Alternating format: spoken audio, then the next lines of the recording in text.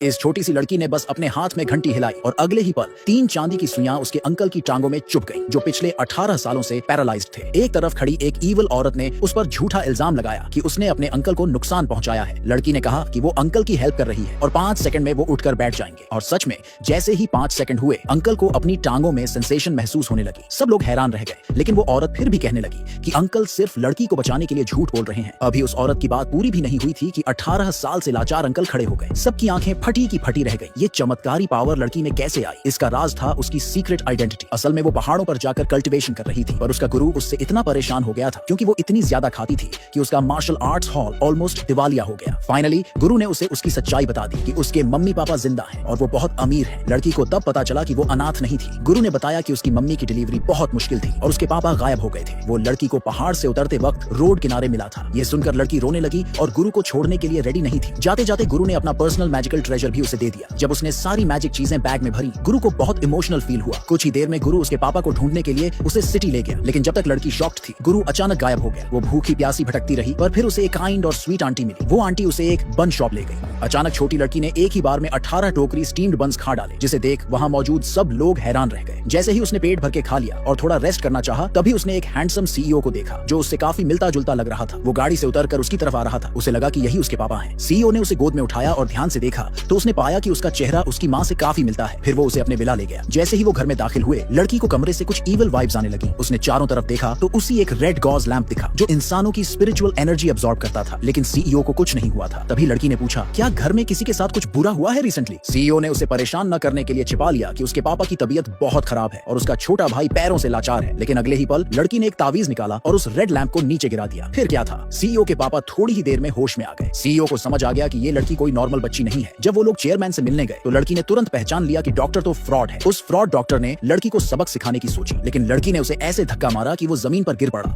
और डर के मारे भाग गया। इसके बाद सीईओ ने चेयरमैन को सहारा देकर उठाया और लड़की को अपनी बेटी बताया। चेयरमैन ये सुनकर बहुत खुश हुआ, लेकिन फिर वो चालाक औरत बोल उठी कि चेयरमैन तो उस डॉक्टर की वजह से ठीक हुए हैं। लड़की ने तुरंत उस औरत की चालाकी को एक्सपोज कर दिया। वो बोली, दादा को अभी अभी तो मैंने ठीक किया और आप क्रेडिट किसी और को दे रही हो। उस औरत ने लड़की पर झूठ बोलने का इल्जाम लगा दिया। तभी सीईओ का छोटा भाई व्हील चेयर में वहां आया। लड़की ने उसकी हालत देखकर चेक किया तो वो समझ गई कि उसकी टांगे तो पहले ही ठीक हो जानी चाहिए थी, लेकिन वो अब भी खड़ा नहीं हो पा रहा था। थोड़ी देर सोचने के बाद लड़की ने अंदाजा लगाया कि उसके अंकल को किसी ने नुकसान पहुंचाया है। इतना सुनते ही वो चालाक औरत कांपने लगी। वो डर गई कि कहीं उसका सालों पुराना कार एक्सीडेंट वाला राज न खुल जाए। थोड़ी ही देर में उस औरत की बेटी आई और लड़की को एक गिफ्ट दिया, लेकिन लड़की ने वो जेड पेंडेंट जमीन पर गिरा दिया क्योंकि उसे महसूस हो गया था कि ये माँ बेटी दोनों ही गलत लोग हैं और उस पेंडेंट से भी ईवल एनर्जी निकल रही थी।